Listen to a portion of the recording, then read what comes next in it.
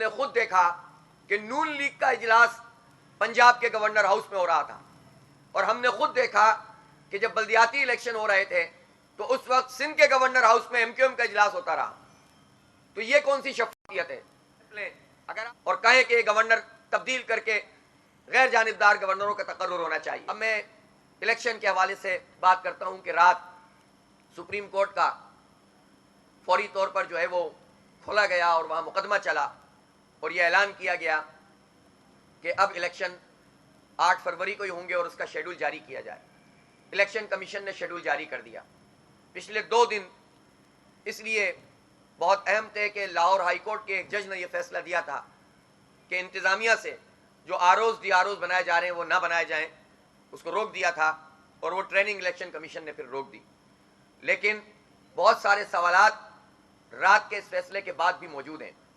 मैं ये पूछना चाहता हूं कि जो लोग रात के अंधेरे में इस तरह से सुप्रीम कोर्ट खुलवा रहे हैं, इलेक्शन कमीशन ने इसमें एक्टिविज्म किया है, वो इलेक्शन कमीशन उसने कौन से इक़दाम किए हैं कि जिसके नतीजे में पता चलता कि वो शेड्यूल के मुताबिक अपनी तैयारी कर रहे हैं।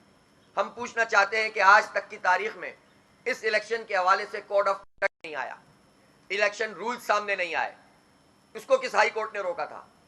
तो ये क्या तमाशा है कि एक तरफ आप अपनी जिम्मेदारी पूरी ना करें और दूसरी तरफ हंगामी कैफियत तारी कर दें? तो इलेक्शन कमीशन ने जिम्मेदारी क्यों नहीं पूरी की? अब भी ये समझता हूं और हमारी पार्टी भी ये समझती है और पाकिस्तान के अवाम भी ये समझते हैं कि आरओज और डीआरओज इंतजामिया से नहीं होने चाहिए। मुझे नहीं मालूम कि किन ग्राउंड्स पर चीफ जस्टिस साहब इस काम को करने से रोक रहे हैं। अदलिया को क्या परेशानी है अगर अदलिया के लोग जो है वो आरओज और डीआरओज बने और अदलिया के साथ अगर ये मसला है कि उनके ऊपर सवाल या निशान पैदा हो तो उसके इक़दाम किए जाएं। इसका मतलब है आप खुद ही ये कह रहे हैं कि अदलिया पर इत्मीनान नहीं है। खुद चीफ जस्टिस का इत्मीनान अगर अदलिया पर नहीं है तो पाकिस्तान के अवाम कहां जाएंगे? किस प्रोसेस के ऊपर हमें एतबार होगा? क्या चीज माने है जिसके नतीजे में आप ये फैसला देते हैं कि इंतजामिया से आरओज डीआरओज होने चाहिए? इसलिए हमारा अब भी मुतालबा है कि अफसर इसका जायजा लें, इलेक्शन अपने वक्त पर हो, लेकिन आरओज डीआरओज वो अदलिया से होने चाहिए और इनको शफल करना चाहिए।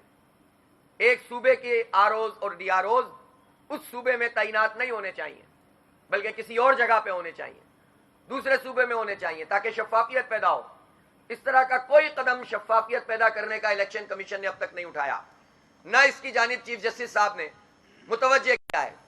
सिर्फ डेट देना और उसकी पाबंदी करने की बात तो हो रही है, लेकिन उसका जो फॉलोअप होना चाहिए था, जो हमने पहले दिन कहा था, उस पर उसका फॉलोअप, उसकी निगरानी सुप्रीम कोर्ट ने नहीं की।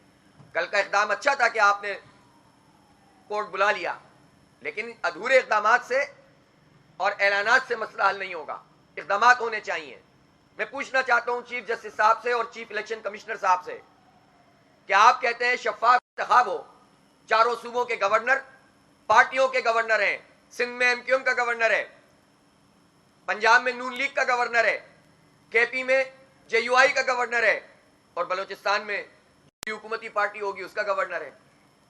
तो चारों सूबों के सियासी गवर्नरों की मौजूदगी में आप कैसे शफाफ इंतखाब करा सकते हैं, जबकि हमने खुद देखा कि नून लीग का इजलास पंजाब के गवर्नर हाउस में हो रहा था और हमने खुद देखा कि जब बल्दियाती इलेक्शन हो रहे थे तो उस वक्त सिंध के गवर्नर हाउस में एमक्यूएम का इजलास होता रहा। तो ये कौन सी शफाफियत है? अगर आप शफाफियत का तासुर भी देना चाहते हैं तो आज स्टेप लें और कहें कि गवर्नर तब्दील करके गैर जानिबदार गवर्नरों का तकर्रुर होना चाहिए, वरना फिर ये शफाफियत के सिर्फ नारे रह जाएंगे। वोटर लिस्ट पर पूरा एक्सेस अब तक मौजूद नहीं है। वो जो सॉफ्टवेयर देने थे वो प्रॉपर तरीके से इस वक्त तक नहीं दिए जा रहे। कोड ऑफ कंडक्ट अब तक आया नहीं है। आरओज डीआरओज की ट्रेनिंग नहीं हुई। भाई आपने तो तय किया हुआ था ना इंतजामिया से, तो ट्रेनिंग पहले क्यों नहीं की? इसी वक्त ट्रेनिंग करना रह गया था। तो जब आपने अपनी बुनियादी तैयारी नहीं की हुई तो फिर किस तरह से आप शफाफ इंतखाब कराएंगे? हर चीज भाग दौड़ में करेंगे ताकि अपनी मर्जी के नताइज जो आपने अगर सोचे हुए हैं तो उसी को लाकर सामने रख दें, तो ऐसा तो नहीं होने देंगे। इसलिए ये इलेक्शन कमीशन की जिम्मेदारी है कि हमारे इन सवालों के जवाब दे। क्यों है गवर्नर इस वक्त बरतरफ क्यों नहीं किए गए, क्यों नहीं रिकमेंडेशन की गई? और अदलिया से चीफ जस्टिस साहब के जिम्मे भी ये सवाल है। वैसे तो चीफ जस्टिस साहब की हम जो कार्रवाई देख रहे हैं, बात चीजें बहुत अच्छी भी होती हैं, लेकिन हमें ऐसा लगता है कि चीफ साहब वकला को भी ज्यादा बोलने नहीं देते हैं। माशाल्लाह खुद ही गुफ्तगू फरमाते हैं ज्यादा। वो जो भी फरमाते हो, अदालत उज़्मा है, फैसले ठीक होने चाहिए, फैसले बोलने चाहिए, लेकिन फैसले बोल नहीं रहे हैं, अधूरे फैसले बोल रहे हैं। इसलिए हम ये समझते हैं, हम अब भी इस पर कायम है कि अदलिया से ही आरओज़ और डीआरओज़ बनने चाहिए।